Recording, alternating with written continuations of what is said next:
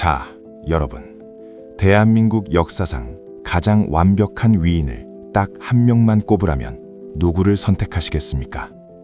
아마 10명 중 9명은 주저없이 이분의 이름을 말할 겁니다. 바로 세종대왕이죠. 백성을 위해 우리말인 한글을 만들고 노비에게 파격적인 출산 휴가를 주고 조선의 과학기술을 세계 수준으로 끌어올린 성군 중의 성군. 우리는 학교에서 그렇게 배웠고 우리 마음속에도 그는 결점 하나 없는 성인으로 각인되어 있습니다. 그런데 말입니다. 최근 역사학계 일각에서는 우리가 알던 상식을 정면으로 뒤엎는 아주 충격적인 주장이 나오고 있습니다. 세종은 조선을 노비의 지옥으로 만든 장본인이다. 아니, 이게 도대체 무슨 소리일까요?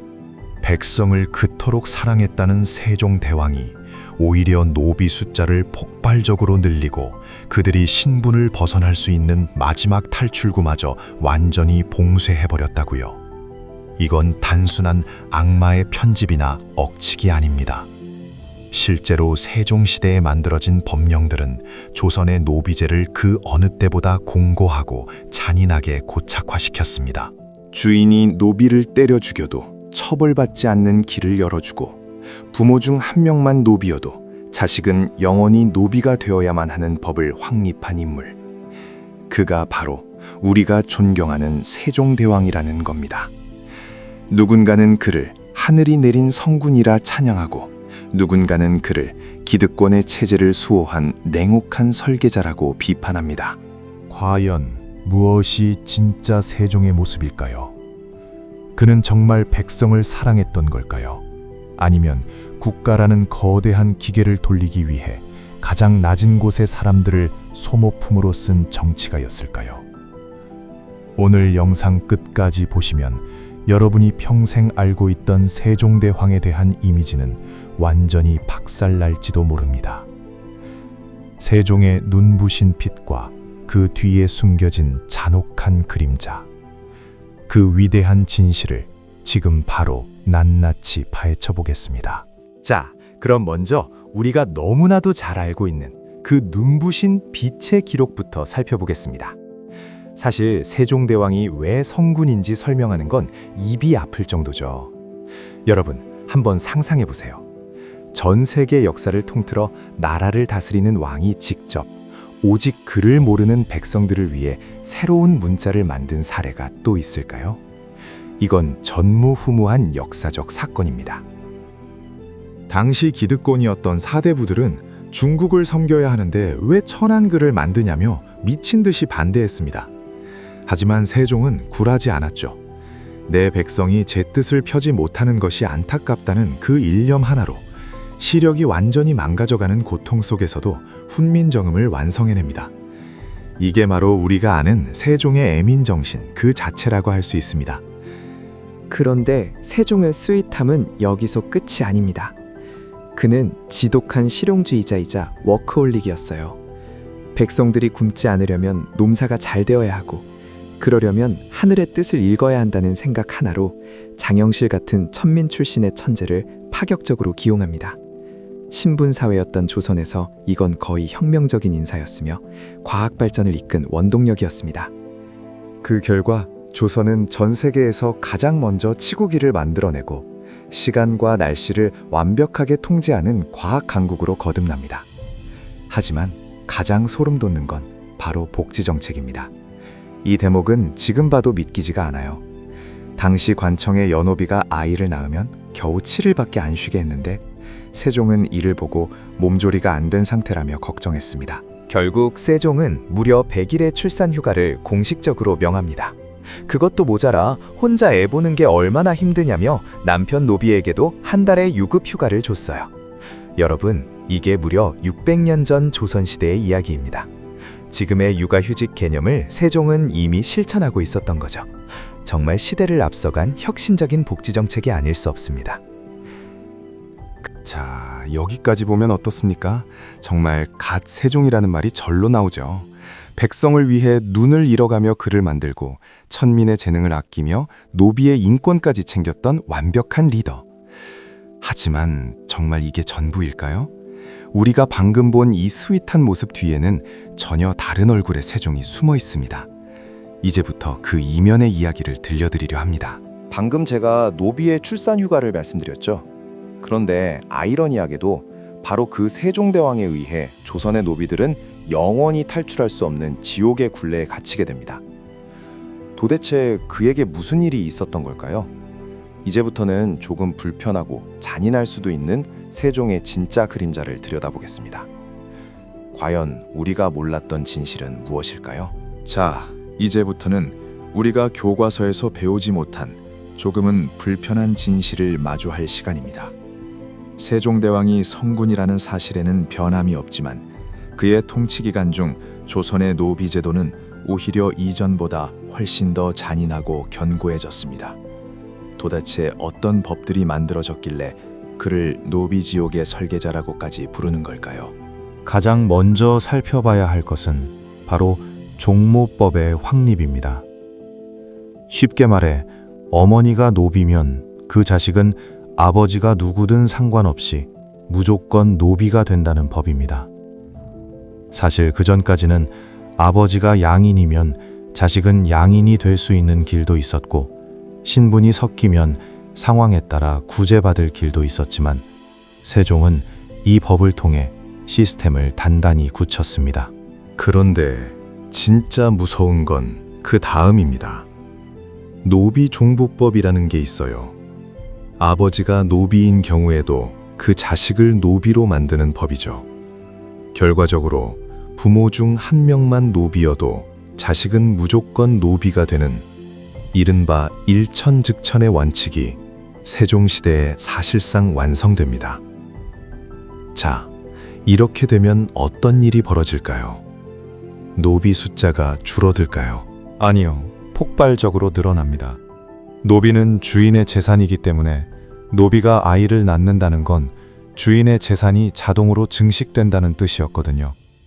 이 시기를 기점으로 조선 전체 인구의 절반 가까이가 노비였다는 충격적인 기록이 나오기 시작한 것도 결코 우연이 아닙니다. 하지만 세종의 결정 중 가장 뼈아픈 실책은 바로 이것입니다. 바로 부고죄 금지법입니다. 이 법이 뭐냐고요? 노비는 주인을 고발할 수 없다는 법입니다. 만약 주인이 법을 어기거나 심지어 살인을 저질러도 노비가 이를 고발하면 오히려 고발한 노비가 사형에 처해졌습니다. 이게 무엇을 의미할까요? 국가가 주인에게 노비의 생살 여탈권을 사실상 넘겨준 겁니다. 주인이 때려 죽여도 말이죠. 주인이 노비를 때려 죽여도 노비는 호소할 곳이 없었습니다. 백성을 위해 한글을 만들었던 그 자애로운 왕이 노비들에게는 억울해도 입을 닫고 죽어라 라고 명령한 셈이죠. 아니, 도대체 왜 그랬을까요? 노비에게 출산 휴가까지 주던 그 세종대왕이 왜 한쪽에서는 노비들이 지옥 같은 법들을 승인한 걸까요? 단순히 세종이 이중인격자여서일까요? 아니면 우리가 모르는 치밀한 정치적 계산이 있었던 걸까요? 자, 이제 이 미스터리를 풀기 위해 성군 세종이 처했던 냉혹한 현실 속으로 더 깊이 들어가 보겠습니다.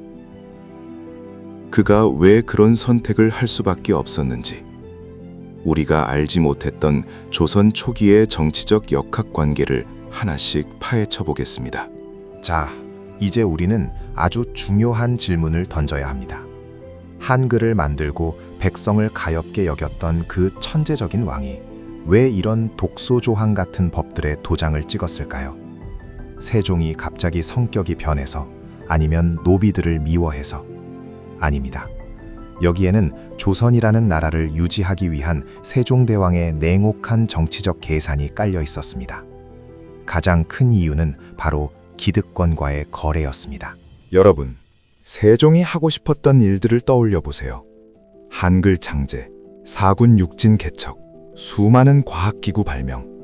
이 모든 일에는 엄청난 예산과 인력, 그리고 무엇보다 사대부들의 동의가 필요했습니다. 하지만 당시 양반들은 사사건건 세종의 발목을 잡았습니다. 특히 한글을 만들 때는 오랑키의 글자냐며 집단 상소를 올리고 난리가 났었죠. 이때 세종에게는 이들을 달래고 내 편으로 만들 강력한 카드가 필요했습니다. 그 카드가 무엇이었을까요? 바로 재산권 보장이었습니다. 당시 양반들에게 노비는 단순한 사람이 아니라 집안의 핵심 재산이었습니다. 세종은 사대부들에게 그들의 재산인 노비 시스템을 확실히 보장해주는 대신 본인이 추진하고 싶은 국가적인 프로젝트들에 대한 협조를 얻어낸 겁니다. 말 그대로 소수의 희생을 통한 국가의 전진을 선택한 셈이죠. 또 다른 이유는 국가 시스템의 안정이었습니다. 자, 상상해보세요. 당시 북방에서는 여진족과 전쟁을 벌이며 영토를 넓히고 있었습니다. 나라를 지키려면 군인이 필요하고 군인을 먹이려면 농사를 지어야 합니다. 그런데 만약 노비들이 대거 신분 세탁을 해서 양인이 된다면 당장 양반가들의 농사는 누가 짓고 세금 체계는 어떻게 유지될까요? 세종은 혼란을 극도로 싫어하는 완벽주의자였습니다. 그는 신분 질서가 흔들리면 국가의 근간이 무너질 수도 있다고 판단한 겁니다. 그래서 노비들의 탈출구를 막아버리는 대신 노비도 내 백성이니 최소한의 인간적인 대우는 해줘라 라는 식으로 당근과 채찍을 동시에 던진 겁니다. 결국 세종은 이상주의적인 성군인 동시에 지극히 현실주의적인 정치가였습니다. 백성 모두가 글을 읽는 세상을 꿈꿨지만 그 세상을 만들기 위해 사회에서 가장 약한 고리인 노비들의 인권을 기득권에게 제물로 바친 겁니다. 과연 이 선택은 정당했을까요? 우리가 이 역사를 어떻게 바라봐야 할지 정리해 보겠습니다. 자, 지금까지 우리는 세종대왕의 눈부신 업적과 그 뒤에 가려진 서늘한 그림자를 함께 살펴봤습니다. 백성을 위해 눈이 멀어갔던 성군, 그리고 노비의 탈출구를 막아버린 냉혹한 통치자. 이 두 모습 중 무엇이 진짜 세종일까요? 사실 이 둘은 모두 세종의 진짜 모습입니다. 세종은 결점 없는 신이 아니라 조선이라는 거대한 시스템을 지탱해야 했던 인간 정치가였기 때문입니다. 세종은 알고 있었을 겁니다. 자신이 만든 법 때문에 고통받을 노비들이 존재한다는 것을요. 하지만 그는 당시 조선이 처한 현실 속에서 더 큰 가치, 즉 국가의 안정과 문화적 자립을 선택했습니다. 한글이라는 위대한 유산을 남기기 위해 기득권인 사대부들의 입을 막아야 했고, 그 대가로 노비제라는 괴물 같은 시스템을 더 공고히 해주는 위험한 거래를 했던 겁니다.